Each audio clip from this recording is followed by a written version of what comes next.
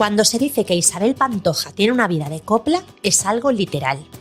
Los episodios más reseñables de su existencia han servido de material tanto para sentidas canciones alrededor de su figura como para espontáneas coplillas populares. Así ocurrió el día de su boda con Paquirri, el 30 de abril de 1983, cuando un anciano tocado con sombrero cordobés y clavel reventón en la solapa entonaba ante las cámaras. Hay en Sevilla una boda, la mejor del mundo entero. Se casa Isabel Pantoja con Paquirri, el torero. Bien podrían ser unos versos del romancero viejo dedicados a Benamar o a los infantes de Lara, porque el origen es el mismo, la emoción que un personaje singular provoca en eso llamado el pueblo llano. Y si hay algo que la Pantoja ha hecho a lo largo de su vida, quiera o no, es suscitar el interés de los demás.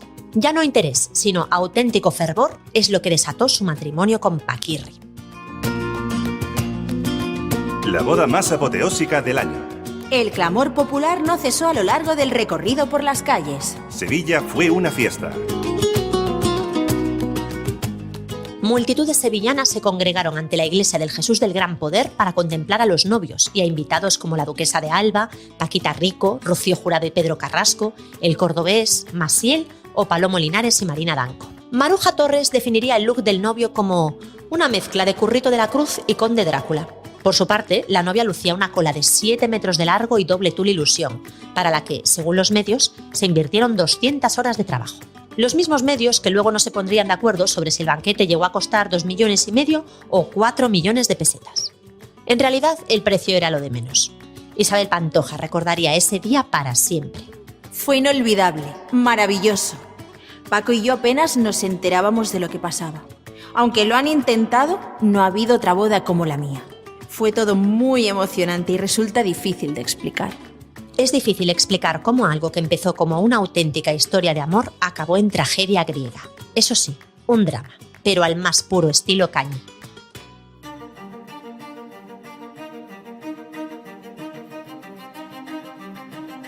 Hola, soy Raquel Piñeiro y este es un nuevo episodio de Bodas Icónicas, un podcast de Vanity Fair.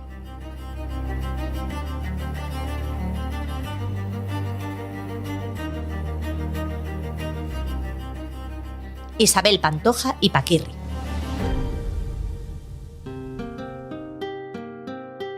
El enlace entre Isabel Pantoja y Paquirri no podía ser más novelesco ni hecho a medida.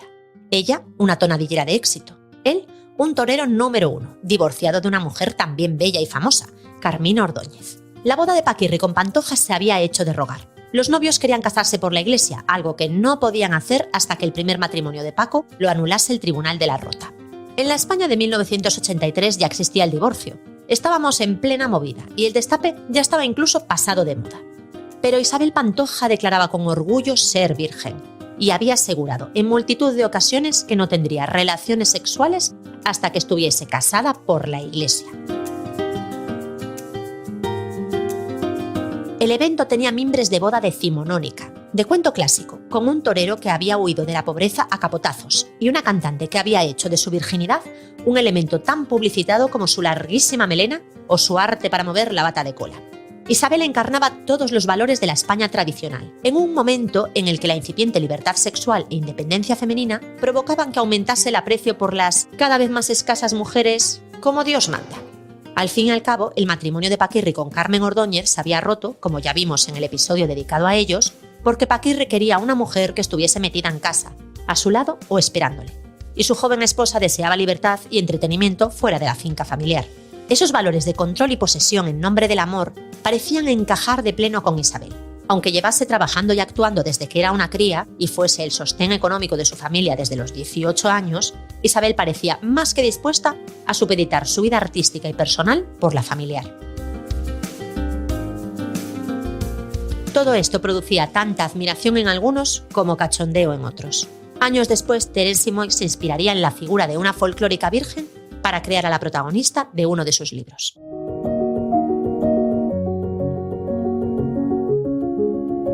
Cuando llegó su boda, Pantoja y Paquirri llevaban más de 2 años de novios y el tema de las relaciones sexuales, o la falta de ellas, se había convertido en una cuestión nacional. Incluso el día de su boda, Isabel llegó a la iglesia en un carruaje tirado por 6 yeguas blancas vírgenes.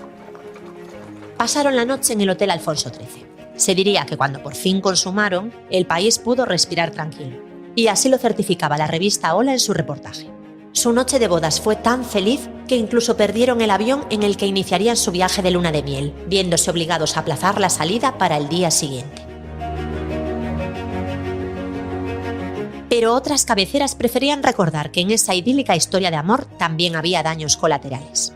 El gran bofetón de Lolita a Paquirri, titulaba la revista Pronto, al dar la noticia de la boda de la hija de Lola Flores con Guillermo Furiase, solo una semana antes que la de Isabel y Paquirri.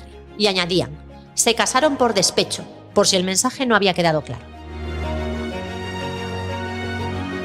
Lolita Flores se había casado el 23 de abril, por sorpresa, en una discreta ceremonia civil que fue tildada de misteriosa o inesperada. Ella misma lo explicaría así en sus memorias. Fue idea de mi madre. Le pregunté el por qué y me dijo: porque la gente va a ir a la boda de Paquirri con el Ola debajo del brazo. En efecto, Lolita y Paquirri habían mantenido una relación de 1 año y medio tras la separación del torero y Carmina. Ella se enamoró, pero no fue del todo correspondida. Según Paquirri, no hubo mayores dramas en su historia. No hubo engaños ni desengaños, porque lo que existía era una enorme sinceridad y un cariño muy grande. Pero Lolita lo vivió de otra forma. A veces me trataba como a una mujer y otras como a una niña.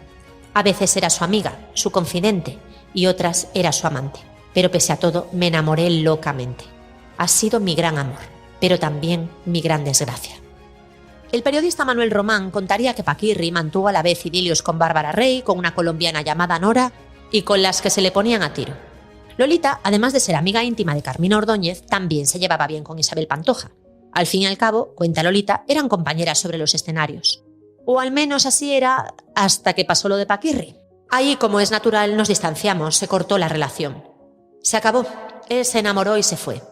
Pero ella sabía que yo estaba con él. Y yo creo que, como amiga mía...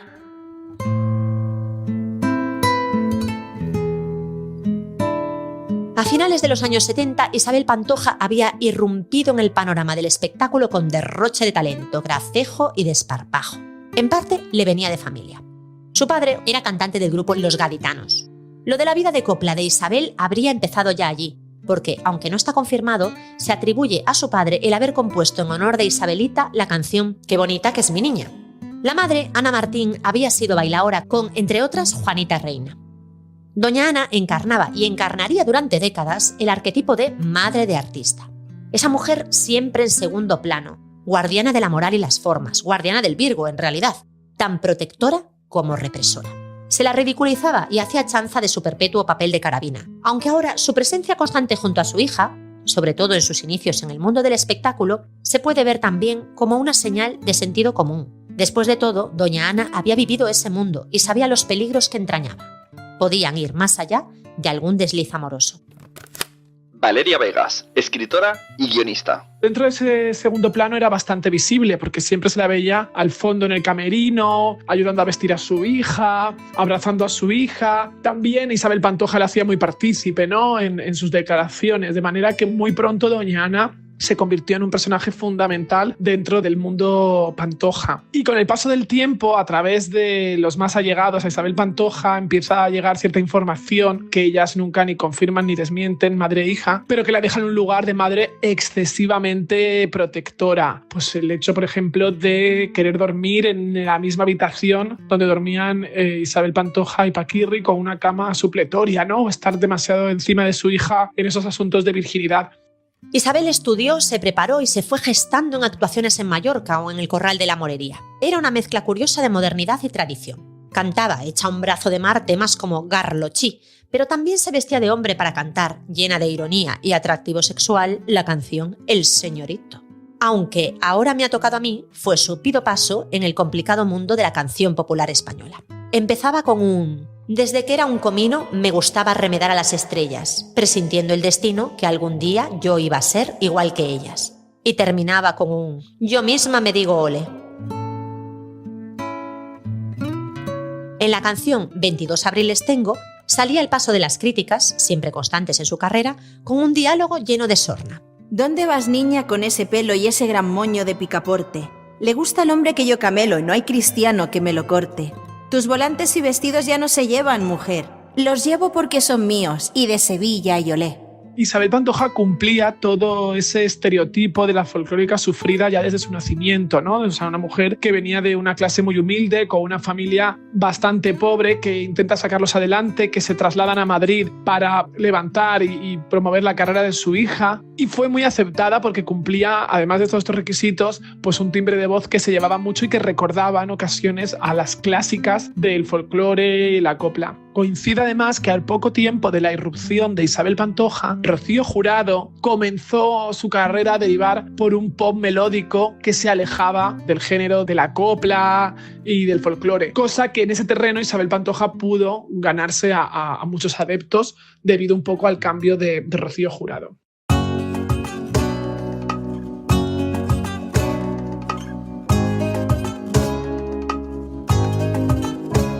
A la joven no le faltaban pretendientes, tampoco historietas con poca credibilidad, destinadas solo a aparecer en la prensa como promoción de sus protagonistas. Se la fotografió con José Vélez, con el cantante de Raymond, no confundir con Raymond. Y en otra ocasión, la esposa del también cantante Antonio del Castillo declaró: «Isabel ha destrozado mi matrimonio». Máximo Valverde aseguró haber estado muy colgado por ella, hasta que la dejó por Amparo Muñoz. También se habló del empresario Mariano Horta Toscano e incluso del torero Alfonso Galán. Algo más serio sí pareció ser el noviazgo con el futbolista Pablo Blanco, capitán del Sevilla. Estuvieron juntos 8 meses, pero acabaron dejándolo por incompatibilidad de sus carreras. Y ojo, porque aquí hubo también un intercambio de parejas. Se publicó en prensa que Pablo pasó a salir con Carmina Ordóñez.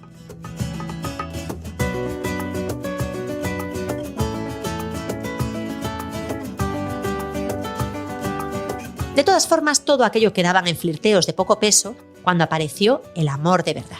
Maribel y Paco, la Pantoja y Paquirri, se conocieron el 26 de mayo de 1980 en Jerez de la Frontera. Alfredo Sánchez, periodista y escritor, autor del libro Paquirri en primera persona. Isabel Pantoja fue a verlo y al final de la corrida acudió al Hotel Jerez con la intención de conocerlo. Fue el fotógrafo Manuel Gallardo de la revista Hola, por aquel entonces amigo de ambos, quien los presentó en la habitación del hotel. Según relata Alfredo Sánchez en su libro Superviviente Pantoja, Paquirri le saludó de forma directa. Tú eres la Pantoja, ¿no? Bueno, si te da igual, Isabel Pantoja. Yo tengo nombre, me llamo Isabel. El torero se disculpó y le dijo que la encontraba más guapa al natural que por la tele. Ella le dio las gracias por su amabilidad y continuaron hablando. Tiempo después, ambos se referirían a aquel encuentro como un flechazo. Quedamos enganchados por el físico, tanto él como yo. Y luego, cuando nos fuimos conociendo, surgió el amor. Él tenía 32 años, ella 24. Como las agendas de ambos no estaban precisamente vacías, les costó volver a coincidir. Primero mantuvieron contacto telefónico, llamándose de hotel a hotel en los lugares en los que ella estaba actuando o él toreando. Y 7 meses después del primer encuentro ya eran pareja, aunque todavía no de forma pública. No fue hasta que Isabel presentó su disco Así soy yo que Paquirri se dejó ver con la asiduidad de fan entregado en sus conciertos. Ahí comenzaron los rumores de que existía una nueva pareja de oro en el panorama social. Ninguno lo confirmó, hasta que en las Navidades de 1980 Paquirri salió en la portada de la revista Hola con un contundente: «Estoy enamorado». Y claro, con Isabel Pantoja en el horizonte, Lolita tuvo que hacer mutis. Incluso en una ocasión, la recién formada pareja acudió a ver actuar a Lolita, pero ella se negó a recibirles en su camerino. Por su parte, Lola Flores, la madre, no dudó en lanzar pullas a la nueva pareja ante la prensa. Y en uno de los rumores más jugosos y chiflados de la Crónica Rosa, se dice que hasta llegó a lanzarles una maldición.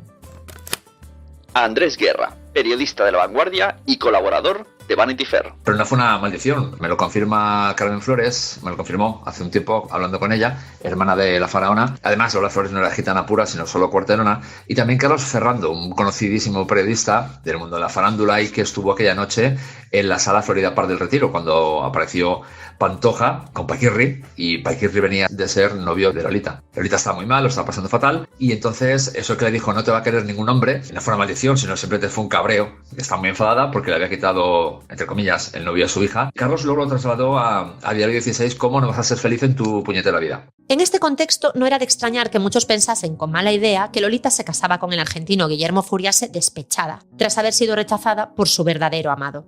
En cualquier caso, novios, prensa e imaginario patrio se resarcirían del secretismo de la boda civil entre Lolita y Furiase cuando, meses después, en agosto, celebraron su boda por la iglesia. Aquella fue la boda de la invasión de la iglesia, la que será siempre recordada por el «Si me queréis irse» de Lola Flores. Pero esa ya es otra historia.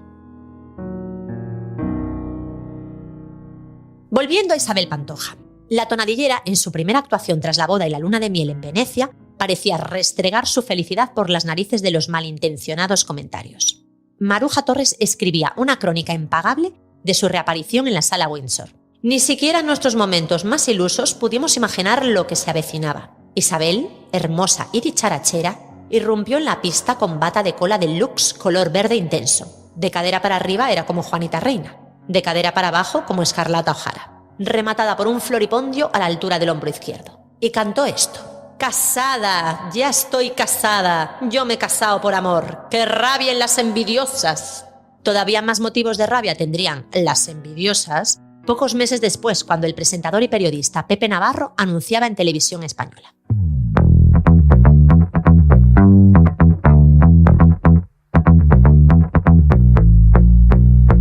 Una de las habituales de las revistas del corazón. Desde donde primero nos habló de su arte, después de su virginidad, más tarde fue la rival.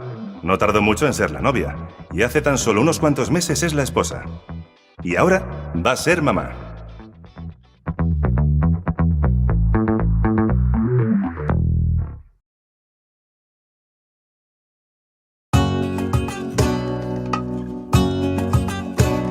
Isabel Pantoja estaba embarazada y Francisco José Rivera Pantoja, Kiko Rivera, Paquirrín para el mundo, nacería el 9 de febrero del 84, alimentando el deseo de Isabel de retirarse de los escenarios para ser madre y esposa. Fue allí cuando comenzó a hablarse también de una próxima retirada de Paquirri. Ambos parecían querer apartarse de sus profesiones y sus mitos para ser, sencillamente, una familia afincada en Cantora, cuando sucedió la gran desgracia.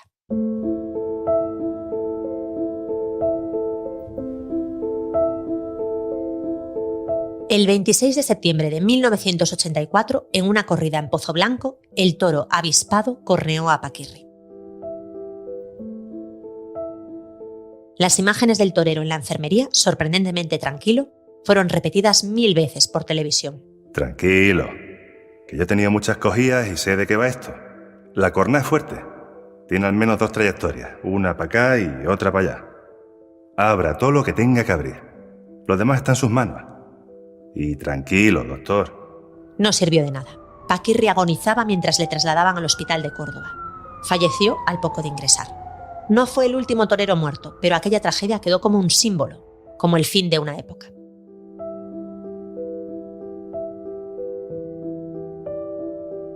El impacto de ver llegar a Paquirri al panteón de los toreros hizo nacer otro mito, el de la viuda de España. El país aguantó la respiración ante la imagen de una Isabel con gafas de sol, transida de dolor, rodeada de una muchedumbre, al borde del desmayo, convertida en una virgen dolorosa viviente que emocionó a miles de personas. Se hablaría sobre aquellos días durante años. Empezó un debate sobre si Pozoblanco debería haber contado con una enfermería mejor equipada, y así su muerte podría haberse evitado. Y enseguida llegó una polémica más, todavía viva y coleante, la del reparto de la herencia. Si algunas mujeres podían verse reconocidas en el dolor de viuda de Isabel, todavía más personas sabían lo que eran los litigios sucesorios. Aquí se enfrentaban la familia original de Paco, los Rivera, la viuda y los hijos de su primer matrimonio. En un primer momento parecía que con la primera esposa del fallecido, Carmina Ordóñez, no iba a haber problemas. Ella misma decía: Isabel siempre ha tratado a mis hijos con mucho cariño y a través tuyo le quiero dar las gracias públicamente. Hablaba con ella más que con Paco. Si los niños tenían que tomar un jarabe, si tenían que estudiar en vacaciones, se lo comentaba a Isabel. El domingo pasado reunimos a los 3 hermanitos. Lloramos mucho. Pero las cosas enseguida se torcieron.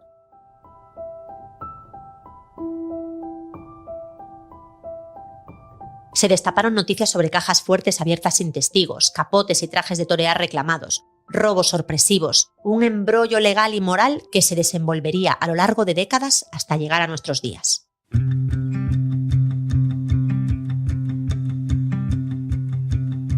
El reparto de la herencia con fincas, pisos y ganaderías se firmó en el 87, pero Fran y Cayetano, y los hermanos de Paquirri, todavía le reclaman a Isabel objetos personales del fallecido.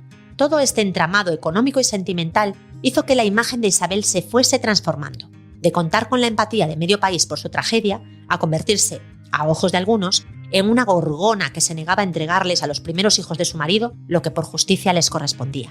Llegarían también los comentarios, esparcidos por los propios hermanos y el padre de Paquirri, de que Isabel y él no eran tan felices en los últimos tiempos como aparentaban. Incluso Teresa Rivera aseguró que su hermano nunca había estado enamorado de la cantante.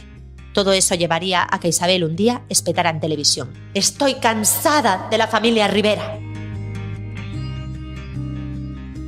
Un amigo de Paquirri, Luis Lara, confirmó que, bueno, y más gente lo ha dicho, que María Jiménez también lo dijo, que una vez que luego se casa con Isabel Pantoja, la cosa iba bastante mal y quería divorciarse de ella. No era feliz y que además seguía enamorado de Carmen Ordóñez. Bueno, y ella de él, porque se ha sabido también después que Paco guardó siempre las cartas de amor que ella le enviaba. En realidad, a Isabel nunca le gustó el sobrenombre de Viuda de España, pero no podía resultar más acertado. A los 6 meses de la muerte de su marido, dio una entrevista para la revista Hola. Salió en la portada vestida de luto riguroso, enseñándole a su hijo, apenas un bebé, la foto de boda junto al fallecido torero. Sus declaraciones estaban tan a la altura del drama que resultaban conmovedoras o demasiado exhibicionistas, según la sensibilidad de quien las recibiera. He querido morirme más de una vez estos días, pero también sé que tengo un hijo que cuidar. Solo sé que me quedan 2 meses menos para volver a estar junto a mi marido. En el 85, Isabel reapareció en los escenarios, transfigurada por la tragedia y con un envoltorio artístico a la altura. Marinero de Luces, compuesto por José Luis Perales, es lo más parecido a un disco conceptual en la copla. ¿El concepto? La propia Isabel, su viudez y su dolor. Las letras hacían referencia directa e inequívoca a su vida. Se quedó tu silencio de rojo y arena clavado en el mío. Era mi vida él y me dejó esperando en la ventana. Que nadie me repita la palabra amor. Déjame recordarlo llenando mi cama, paseando mis dunas, recorriendo mis playas.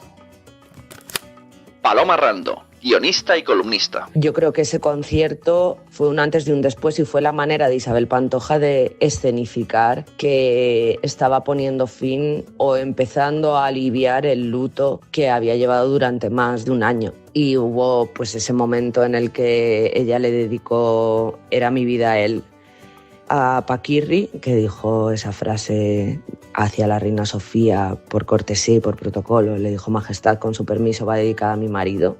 Isabel cantaba ante la emoción del público y de la misma reina Sofía, y subía al escenario a Paquirrín a cantar Mi pequeño del alma, una auténtica catarsis en directo, que repetiría en varias ocasiones y con la que vendió 1 millón de discos.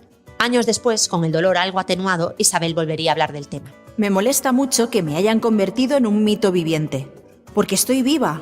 Soy muy joven y no soy la única persona que se ha quedado viuda. Es tan fuerte lo que me ha pasado que lo que venga a partir de ahora ya no me puede asustar. Nada me da miedo ya. Estoy preparada para todo y le planto cara a la vida, como pocas veces he hecho. Pero cuesta creer que alguien pudiera estar preparado para todo lo que estaba por venir. Porque si la vida de Isabel previa a la muerte de Paquirri parecía un cuento clásico o la letra de un romance, la posterior resulta tan llena de acontecimientos y giros inesperados que vista en una ficción parecería inverosímil.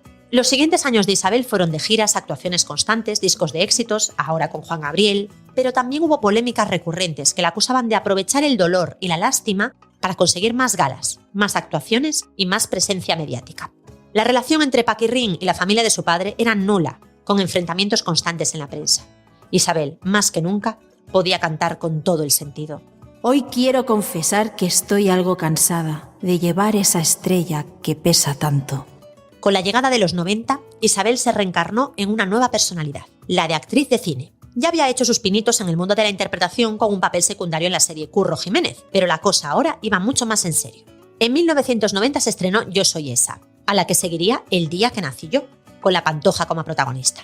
Parecían un revival de las viejas películas protagonizadas por tonadilleras de los años 30 o 40. La primera fue un éxito, la segunda no tanto. Isabel Pantoja había recibido a finales de los 70 alguna oferta cinematográfica a la que se sometió a una prueba y la descartaron porque no gustó su actuación y fue sustituida por Lolita, ¿no? En la película Haz la loca y no la guerra. el cine volvió a llamar a su puerta en el momento más oportuno, que era con el estandarte de La Viuda de España, y en 1990 protagoniza aquella película de Yo soy esa, que tenía por productores a Ana Belén y Víctor Manuel, que con muy buen ojo sabían que Isabel Pantoja iba a funcionar muy bien en taquilla, y así fue, porque recaudó 650 millones de pesetas e incluso dentro de esa batalla de taquilla logró vencer a Almodóvar con Átame o incluso a Madonna con Dick Tracy. En la película Yo soy esa había un aliciente añadido: el morbo de ver por primera vez a Isabel besándose con otro hombre. Además, el actor resultaba ser el conocido galán José Coronado. Por supuesto que arreciaron los rumores sobre que aquella pasión no se había quedado en una simple ficción. Ellos siempre lo negaron, pero años después, la pareja oficial de Coronado de entonces, Paula Dominguín, hija de Luis Miguel Dominguín y Lucía Bosé, confirmaría el romance en una entrevista.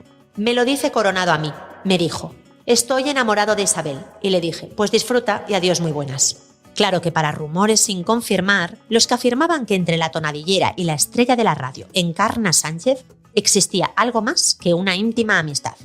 Encarna, poderosa, influyente y dueña de una personalidad de rompe y rasga que la hacía ser tan admirada como temida, fue una presencia ineludible en los siguientes años de Isabel. Aunque ya se conocían, su relación empezó a raíz de una entrevista que Encarna le hizo a Isabel el 27 de noviembre de 1990. Según relatan Pedro Pérez y Juan Luis Galiacho, fue Encarna la que animó a Isabel a dejar de vivir en Cantora y mudarse a Madrid. Fue ella la que gestionó la construcción de su casa en La Moraleja y la que impulsó todavía más su carrera. El verano del 91 lo pasaron juntas, en la misma casa de Marbella. Y en la casa que la locutora se construyó, se decía que Isabel iba a tener su propio espacio. Algunos insinuaban que allí había algo más que una amistad. El tema se trataba de forma muy velada y subrepticia en los medios. Sí se atrevieron a hacer un poco de humor al respecto los de Martes y 13. En el especial de fin de año del 91, el dúo cómico ponía a Isabel y Encarna de vacaciones en Mallorca, en una parodia casi naif. Ahora bien, tras ese gag se abrió la puerta de los infiernos y Encarna les declaró la guerra. Los insultos vitriólicos a través de las ondas eran constantes. ¿Por qué tanta inquina?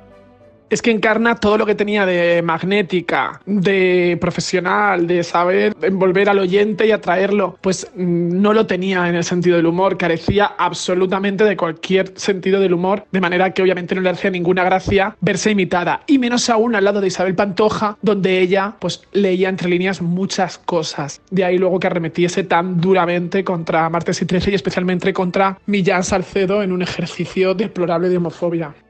Juan L. Zafra, en su libro Directamente Encarna Sánchez, cuenta que Encarna se enteró de este sketch en una cena en su casa. Una cena a la que invitó a Jaime Peñafiel y a su señora, y a la que acudieron también las amigas íntimas de Encarna. También estaba Isabel Pantoja, y Peñafiel, al ver, digamos, la relación distendida entre ambas, se lo comentó. Y al darle detalles acerca del sketch y contarle que salían durmiendo juntas, Encarna enfureció. Cuenta la rumorología de la época que Encarna llamó a Televisión Española para intentar frenar el sketch, cosa que no ocurrió. Es perfectamente comprensible para una mujer de su moral, de sus valores, de la apariencia que ella siempre se empeñó en mantener, que le horripilara el sketch y que hiciera todo lo posible para que no se emitiera. Creo que incluso llegó a amenazar con irse de España por las consecuencias que creía que eso podía acarrearle.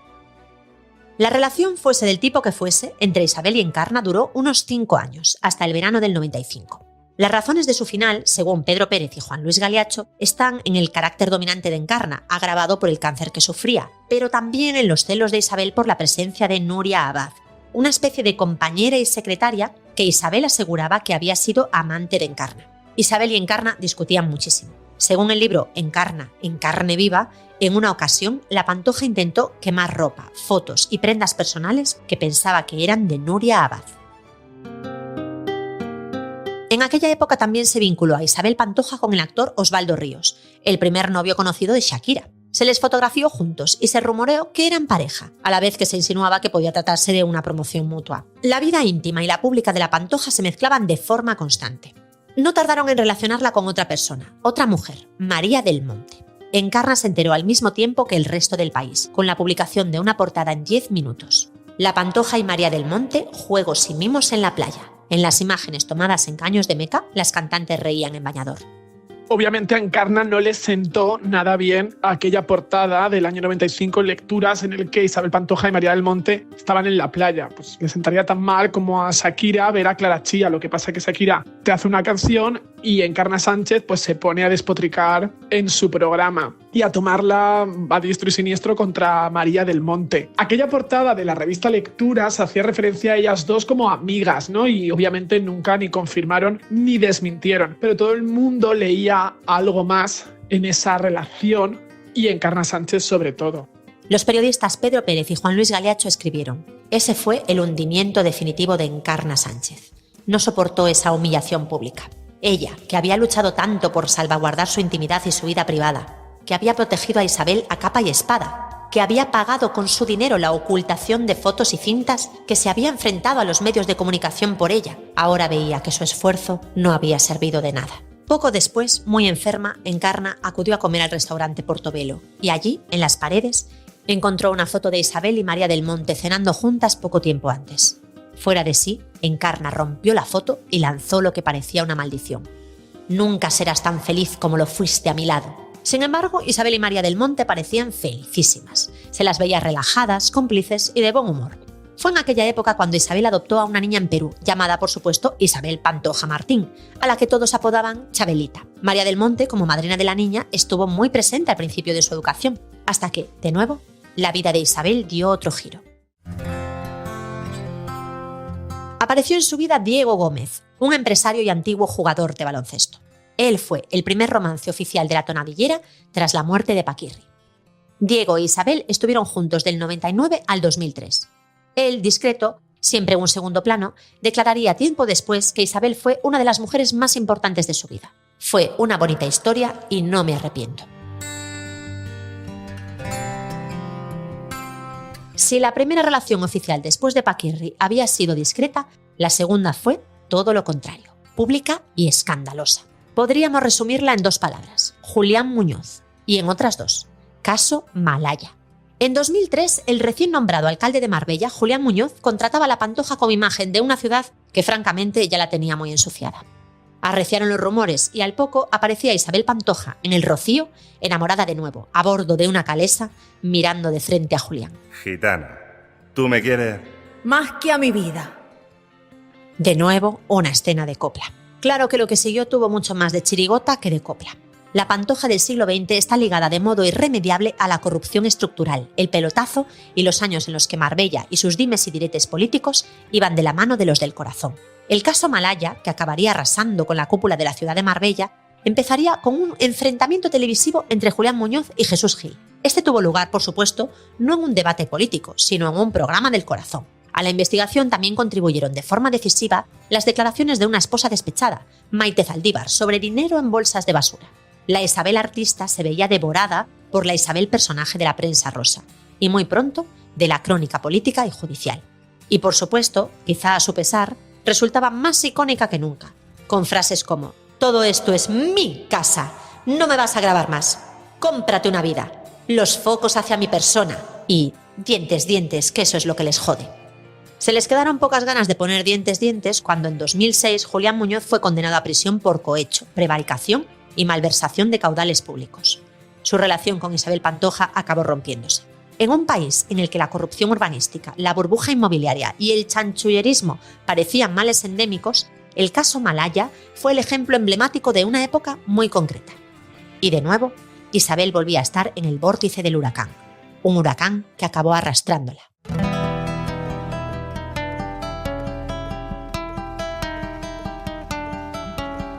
Ella misma fue detenida en 2007 acusada de blanqueo. Su imagen, sentada en el banquillo junto a su ex Julián Muñoz y a la ex de su ex, Maite Zaldívar, supuso un revulsivo y el símbolo de que ya nada volvería a ser igual. La sentencia ejemplarizante así lo ratificó. Isabel fue condenada a 2 años de prisión. Estuvo en Alcalá de Guadaira de noviembre de 2014 a marzo de 2016. Yo no sé si la sentencia judicial de Isabel Pantoja fue ejemplarizante. Sé que podría no haber entrado en la cárcel por el mismo delito, pero al mismo tiempo la única manera de no entrar en la cárcel es no cometiendo un delito. Lo que sí que creo es que marcó un antes y un después en su imagen pública y artística. Muchas de sus fuentes de ingresos desaparecieron porque muchos ayuntamientos y muchas diputaciones dejaron de contratarla porque no creían oportuno dar dinero público a una persona que había entrado en la cárcel por lo que había entrado. Y al mismo tiempo porque a ojos de la opinión pública su imagen cambió. Y creo que además aquello me da la impresión de que la volvió una mujer muy paranoica y aún más celosa de su intimidad. Las imágenes de la Pantoja saliendo de los juzgados después de ser condenada, rodeada de una multitud que le tiraba del pelo, la insultaba y peleaba por tocarla mientras avanzaba hacia una prisión que le abría las puertas, competían con la idea de lo que ella siempre había sido, de estar envuelta por admiradores en su boda y sostenida por una multitud en el entierro de su marido, a casi ser linchada por una turba. Eso sí, historia de España en todos los momentos. Se ha intentado entender y explicar cómo es posible que aquella joven simpática y talentosa que cantaba pan tostadico y migaico con café en el corral de la Pacheca acabase en prisión, arruinada y protagonizando escándalos familiares constantes. Se ha hablado de ambición desmedida, de aires de grandeza, de pasión incontrolable que la hizo perder el contacto con la realidad. Ninguna explicación es del todo satisfactoria, porque es increíble cómo tantas cosas tan distintas pueden estar protagonizadas por la misma persona. Por no hablar de los infinitos personajes secundarios de su historia. Su hermano Agustín, su sobrina Anabel, sus hijos Kiko y Chabelita, la larga lista de parejas y exparejas de ambos, desde Jessica Bueno a Tamara, Triana, Techi, Irene Rosales, y también Alberto Isla, Alejandro Albalá, Omar Montes, Arraf, y amigos o enemigos como Sema, Las Mellis, Raquel Bollo, la exniñera Dulce, María Navarro, Teresa Pollo, Pepi Valladolid.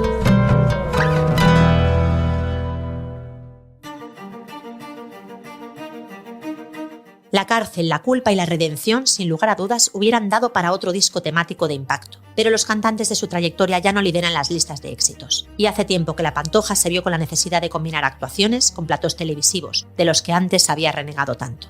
La hemos visto como concursante de realities y jurado de talent shows en Telecinco, una cadena contra la que se creyó en numerosas ocasiones. Esos platós llevan años siendo el principal sustento de varios miembros de su familia, y en sus últimos años lo han sido también para ella. Tal vez sea otro signo más del paso del tiempo. La Pantoja fue la última de su clase, de una casta liderada por Concha Piquer, Estrellita Castro, Imperio Argentina, Lolita Sevilla, Marifé de Triana, Juanita Reina, Rocío Jurado, Lola Flores o Carmen Sevilla. La sobrevivió a todas y a ella le tocó vivir la transformación brutal de una industria del espectáculo que ha cambiado para siempre, como tuvo que cambiar ella. Mientras, Paquirri ha quedado como el recuerdo de una nobleza casi en extinción. El hombre humilde del pueblo llano que logra triunfar en la vida gracias al esfuerzo y que graba en su casa el lema «Aprende a ser yunque antes que a ser martillo». El hombre desapareció antes de que el mito pudiera resquebrajarse. Todo podría haber sido diferente, pero la misma Isabel diría en varias ocasiones: «Éramos tan felices que aquello no podía durar». Ya lo pensaba entonces. Somos tan felices que me da miedo.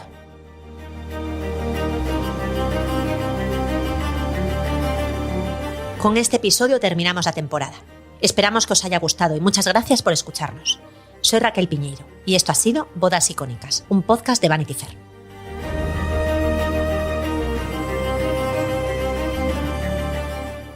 Bodas Icónicas es un podcast de Vanity Fair, producido por El Cañonazo Transmedia, escrito y presentado por Raquel Piñeiro, guión de Emma Musol, dirige y edita José David del Puello, Sune. Redacción: Margot Martín, Ana Isabel Loaiza y Marisa Mañanós. Producción ejecutiva de El Cañonazo, Luis Alcázar. Dirección de producción, Manfredis Giannoni. Producción ejecutiva con D. Nast, Sara Ramos. Supervisión editorial Vanity Fair, Mónica Parga. Diseño visual, Cristian Migueliz. Agradecimientos a Paloma Rando. Con las voces de Lidia Amanda Montiel y Carlos Ruiz Pernías, grabadas en los estudios Lando, en Madrid. En este episodio han participado Andrés Guerra, Valeria Vegas, Paloma Rando y Alfredo Sánchez. Muchas gracias por escuchar Bodas Icónicas, un podcast de Vanity Fair.